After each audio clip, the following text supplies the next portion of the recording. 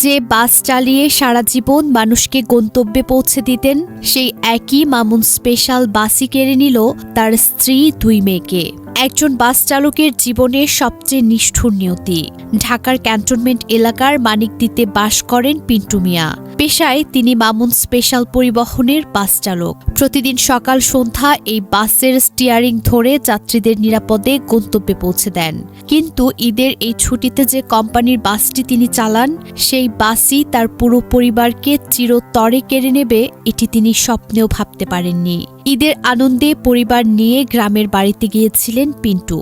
স্ত্রী লাইজু আক্তার, বড় মেয়ে খাদিজা আক্তার 6 আর ছোট মেয়ে মরিয়ম আক্তার 3.5। 3 জনকে নিয়ে হাসি খুশিতে কেটেছে ঈদ। বিকেলে সিদ্ধান্ত হয় স্ত্রী মেয়েদের শ্বশুরবাড়ি লক্ষ্মীপুরের হাজিরহাটে পাঠাবেন। পিন্টু নিজে বাস চালাননি, কারণ সৌদি আরব থেকে আসছিলেন তার শ্যালক। তাকে রিসিভ করতে ঢাকায় যেতে হবে। তাই ঝিনাইদহের মহেশপুর থেকে মামুন স্পেশাল পরিবহনের একটি বাসে স্ত্রী মেয়েদের তুলে নিয়ে নিজে ঢাকায় নেমে যান।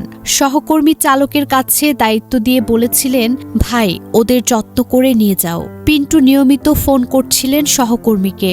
সব ঠিক আছে তো জানতে চাইছিলেন। সবকিছু স্বাভাবিকই ছিল, কিন্তু রাত 3টার পর থেকে হঠাৎ যোগাযোগ বন্ধ, ফোন বন্ধ। বারবার চেষ্টা করেও পাননি। তারপর আসে সেই ভয়ঙ্কর খবর। গতকাল দিবাগত রাত 2:55 কুমিল্লা সদর দক্ষিণের পদুয়ার বাজার রেল ক্রসিংয়ে ঢাকা মেল ট্রেন সজোরে ধাক্কা মারে মামুন স্পেশাল বাসটিকে প্রায় 1 কিলোমিটার টেনে নিয়ে যায় ট্রেনটি। মুহূর্তেই ছিন্ন ভিন্ন হয়ে যায় বাস। ঘটনাস্থলেই প্রাণ হারান 12 জন।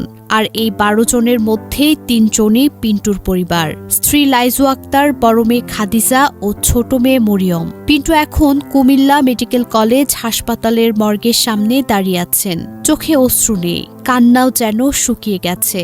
কাপা কণ্ঠে বলেন, আমি যে বাস চালাই সেই বাসেই আমার স্ত্রী সন্তানদের তুলে দিলাম। আমি বেঁচে আছি, কিন্তু আমার ভেতরে কিছুই নেই। আমার স্ত্রী সন্তানই ছিল আমার জীবন। আজ তারা নেই, আমি থাকলেও যেন নেই। এটাই বুঝি নিয়তির লিখন। যে বাসের স্টিয়ারিং ধরে তিনি প্রতিদিন হাজারো মানুষকে নিরাপদে বাড়ি পৌঁছে দিতেন, সেই একই বাসই তার পুরো পরিবারকে চিরতরে কেড়ে নিল। যে সহকর্মীকে তিনি দায়িত্ব দিয়ে বলেছিলেন, ওদের যত্ন করে নিয়ে যাও, সেই বাসেই তার সবকিছু শেষ হয়ে গেল। মর্গের সামনে এখন শুধু আহাজারি, আর পিন্টু মিয়া দাঁড়িয়ে আছেন পাথরের মতো।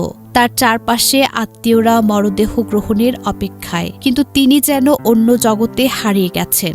জানা যায় পদুয়ার বাজার রেল ক্রসিংয়ে সার্বক্ষণিক গেটম্যান থাকার কথা, কিন্তু চট্টগ্রাম থেকে আসা ট্রেনের সঙ্গে কোনো যোগাযোগই হয়নি গেটম্যানের। লাল সিগন্যাল না পেয়ে বাসটি সরাসরি রেল লাইনে উঠে পড়ে। রেলওয়ের চট্টগ্রাম বিভাগীয় ব্যবস্থাপক মোস্তাফিজুর রহমান স্বীকার করেছেন, ট্রেন যখন লালমাই ক্রস করে তখনই গেটম্যানের সিগন্যাল পাওয়ার কথা ছিল, কিন্তু কমিউনিকেশনে গ্যাপ হয়ে যায়। যখন যোগাযোগ হলো ততক্ষণে বাস ট্রেনের মুখে পড়ে গেছে। 2 গেটম্যানকে বরখাস্ত করা হয়েছে। 3টি তদন্ত কমিটি গঠন করা হয়েছে। জেলা প্রশাসন নিহতদের প্রত্যেক পরিবারকে 25,000 টাকা করে সহায়তা ঘোষণা করেছে। কিন্তু টাকায় কি ফিরবে সেই মায়ের কোলের শিশু? ফিরবে সেই স্বামীর স্বপ্ন? এই গল্প শুধু একটা দুর্ঘটনা নয়, এটাই বুঝি নিয়তির লিখন। আল্লাহ তাদের জান্নাত নসিব করুন, আর পিন্টু মিয়াকে এই শোক সহ্য করার শক্তি দিন।